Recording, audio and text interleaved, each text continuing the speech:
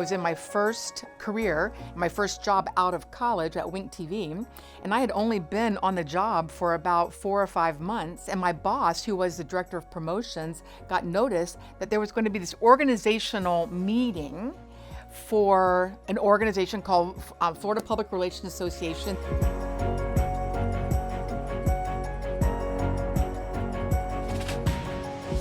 And so there were maybe 25 people at that meeting, but 15 of us said, we want to charter a chapter. We want to be a part of organizing this organization, bringing this chapter to Southwest Florida, and committed to leadership. At 22, to get that opportunity to be immediately in leadership role and be surrounded by people that were enthusiastic about, kind of pioneering something.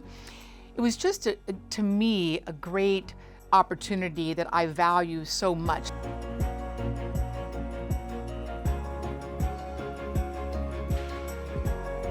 I actually drove all the way from Gainesville to Fort Myers for an FPRA meeting. I've been involved with FPRA since I was a student member in Tallahassee for the FSU chapter. I went to Florida Gulf Coast University, graduated with public relations degree, and one of my fondest memories was with our professor there who took me to an FPRA meeting. We got extra credit to go. When I moved to Southwest Florida, I came from South Georgia. I didn't know anybody, and to find a group of people that are so like-minded, and we're all so friendly and bubbly and chatty, and it's easy for us to connect to each other.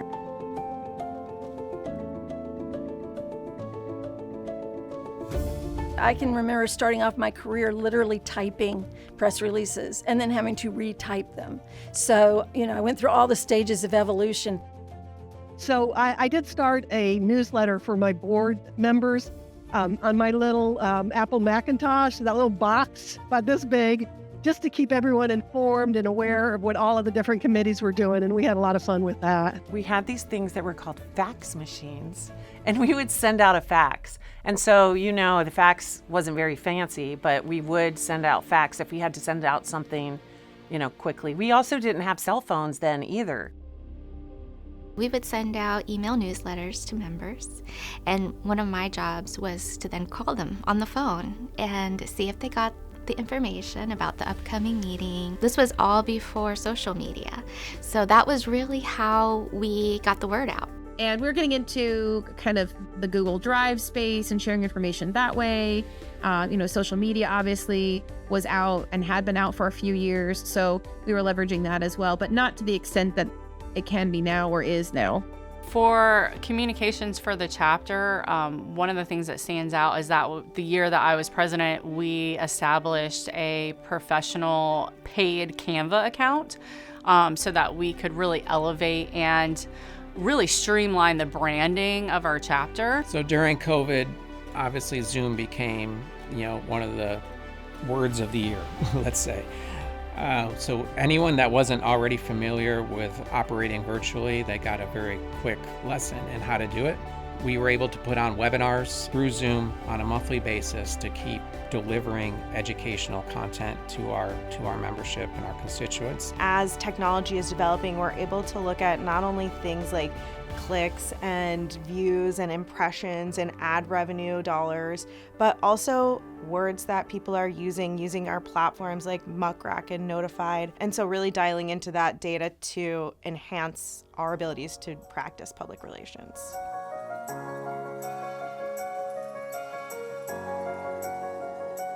I think one of the biggest issues that we faced, and we've come such a long ways, is just how do you get taken seriously as a professional in public relations?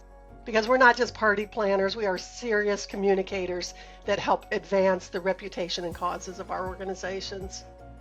Public relations establishing mutually beneficial relationships. And that was always something that as a chapter we tried to do, and certainly personally in all of the years that I spent in PR, I always tried to think about the other guy. Not just what do I want to accomplish here, but what do they want out of this relationship?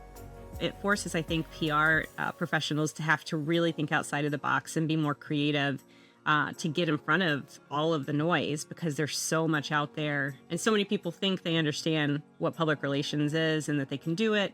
But it's just so much more strategic than people give it credit for. You have to have a good story. You have to be on brand. You have to know who you're talking to in terms of your audiences, but also the tools and channels and people you're using. You know, every year, our attention span gets less and less and less. And so people miss things because they're bombarded with all of this communication. What can we do to make sure people are paying attention to what they need to be paying attention to? So I think it's really pivoted from a traditional form of PR as like a media alert or like here's an event that's happening to here's a story that we've crafted for you that we know based on data and demographic information that this is going to be effective for your audience, and it benefits our clients too.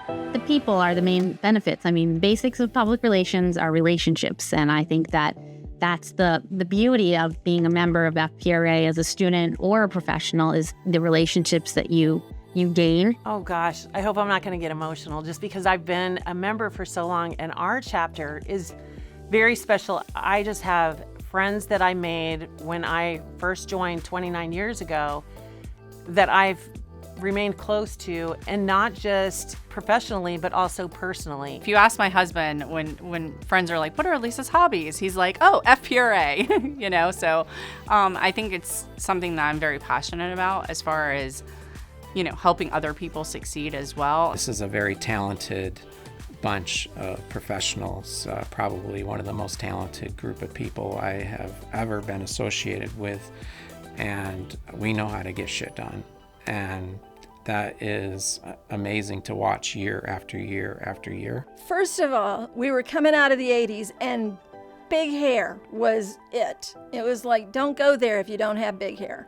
And so, you know, and of course we were doing all of the dance crazes and that sort of thing. Our chapter never was afraid to put it out there. And I can remember all the folks from back then, and those relationships, you know, work and play. The FPRA was a great mix of work and play.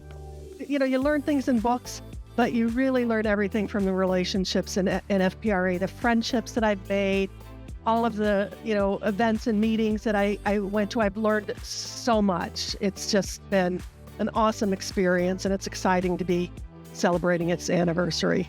I will tell you some of my absolute fondest memories and some of my fondest professional experiences have come through FPRA, truly. That's not made up, that's the reality, and that's why it's so important for people and young professionals get involved.